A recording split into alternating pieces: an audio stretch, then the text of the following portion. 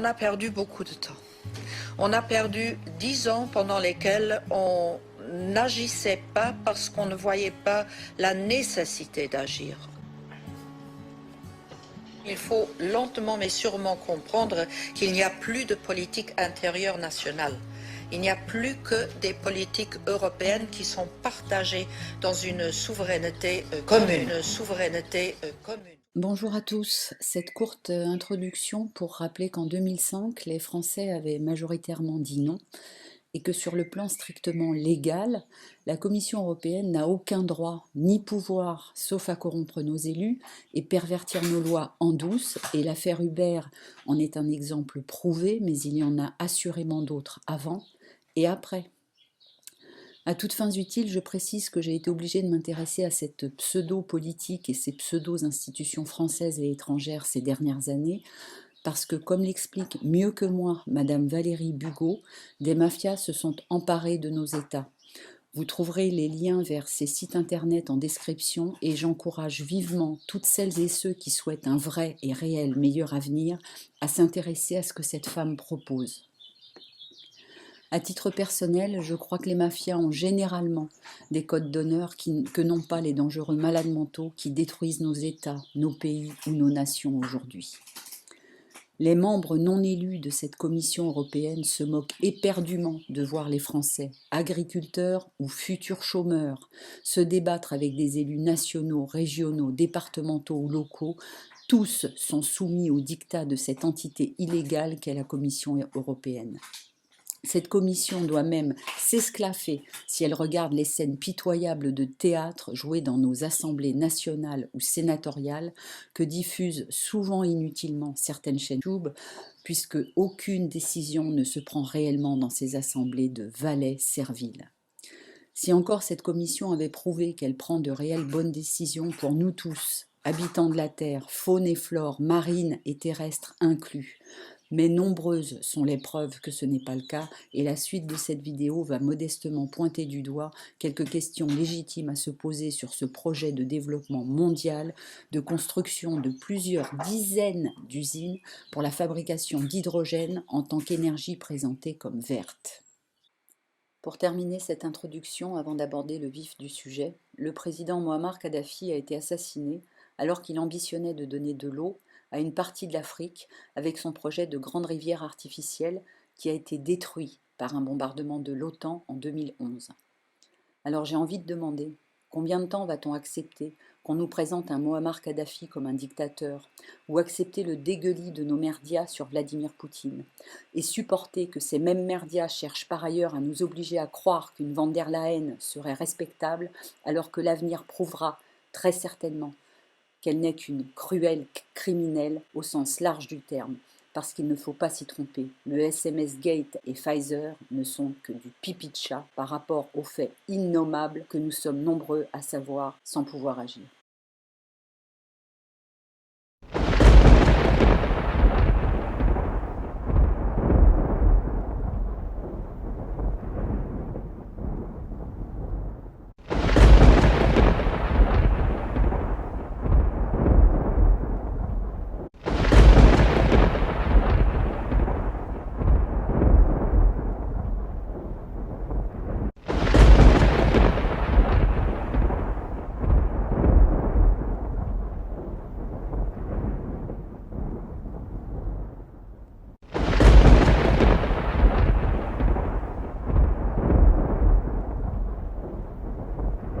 The European Green Deal is our blueprint for Europe to become the first climate-neutral continent by 2050.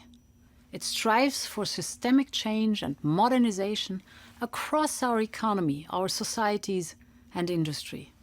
Of course, energy transition is at its heart, and this is why I warmly welcome the opportunity to join forces with Breakthrough Energy. I am excited to announce a new partnership between Breakthrough Energy and the European Commission.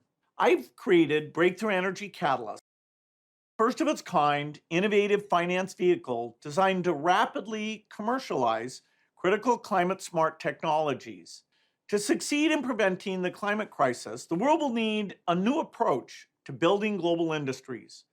This is the greatest opportunity for innovation the world has ever seen. The Catalyst program is targeting the technologies we need for Europe to become carbon neutral.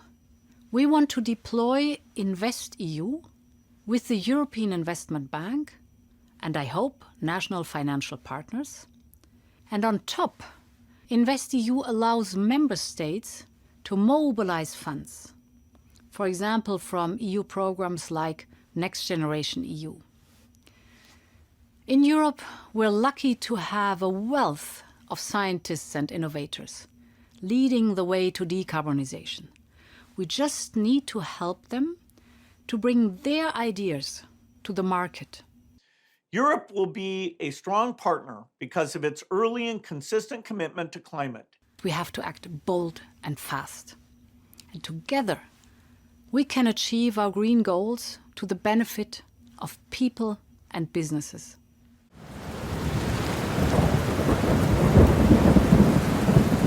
Dear friends of Hydrogen Europe and the Clean Hydrogen Partnership, Excellencies, distinguished guests, ladies and gentlemen. I remember very vividly the moment when we launched the European Green Deal exactly 4 years ago. Back then, clean hydrogen was the dream of a few visionaries, many of whom are in the audience today. Those visionaries believed that clean hydrogen could be central to our transition towards climate neutrality, with its potential to power heavy industries, to propel trucks and trains, and to store seasonal energy. Today, 4 years later, the hydrogen economy is blooming. The first hydrogen buses are running in European cities, from Riga to Barcelona. Construction works have just begun on the port of Rotterdam to build a hydrogen network that will span for over 1,000 kilometers. And weeks ago, the world's first plane powered by liquid hydrogen cruised the skies of Slovenia. It is the dawn of the clean hydrogen era. And all of this is happening thanks to people like you, pioneers and believers in the clean hydrogen revolution. In these 4 years, we have done our utmost to support and accompany you, to help you bring innovative hydrogen solutions from the laboratory to the factory, from the factory to the market, and from niche to scale. We've been working on 3 main strands.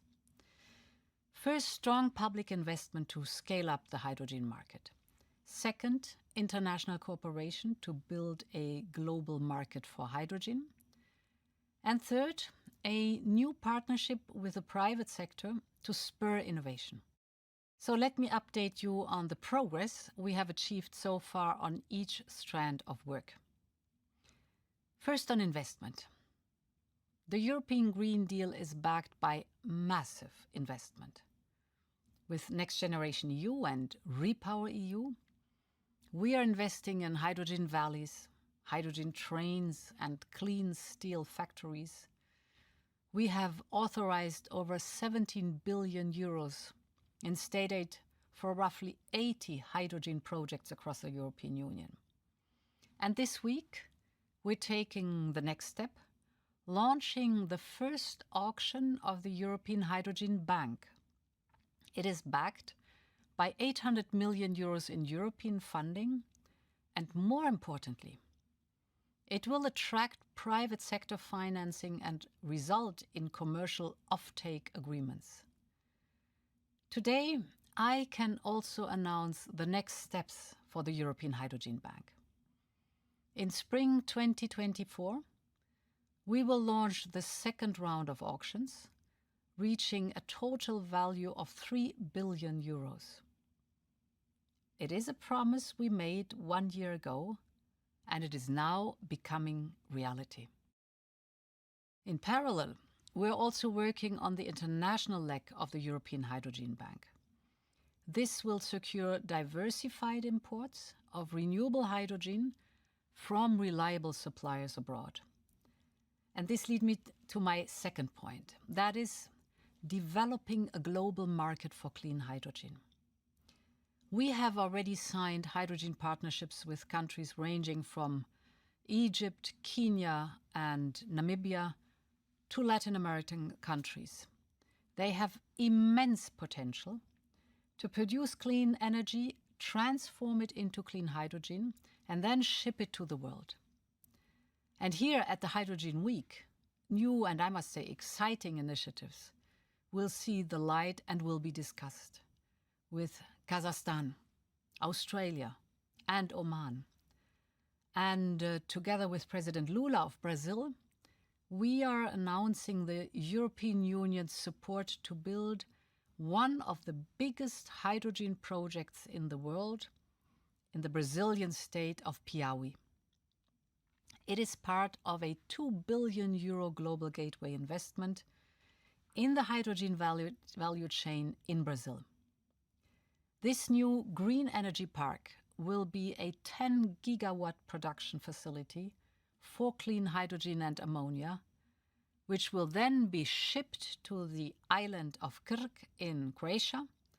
From there, hydrogen will travel to serve industrial off-takers in Southeast Europe. And in parallel, this project will create local jobs and value chains in Brazil. All of this shows more than ever that Europe is not only a clean hydrogen pioneer, but also a partner to build a worldwide hydrogen market. With these public investments, we are helping attract and mobilize massive private capital. Cooperation with the private sector is my third and final point. This has always been the logic of the European Green Deal. We provide clear rules and incentives so that you, inventors and investors, can push forward the clean transition.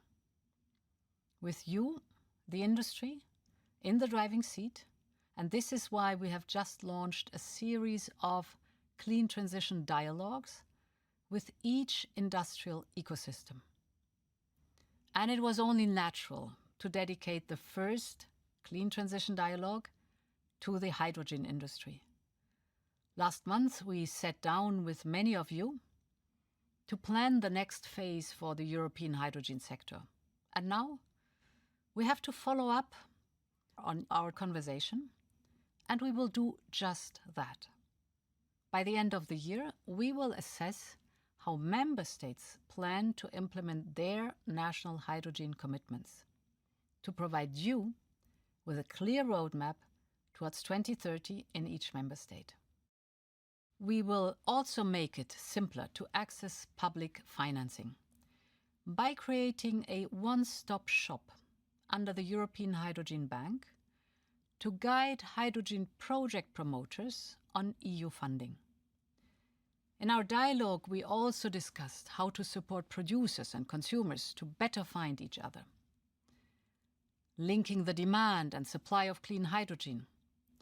We will do this by creating a public platform where consumers can indicate their demand and producers can find their off-takers. These are just 3 examples that show how we are moving to the next phase. From dialogue with industry to the actual creation of Europe's hydrogen market, setting it on the fast track. That is exactly the core business of the European Hydrogen Week. It is a place where governments meet industry, companies meet customers, and ideas meet investors. It is a place where vision becomes reality. And this is the destiny of the clean hydrogen economy. I wish you all a very successful European Hydrogen Week.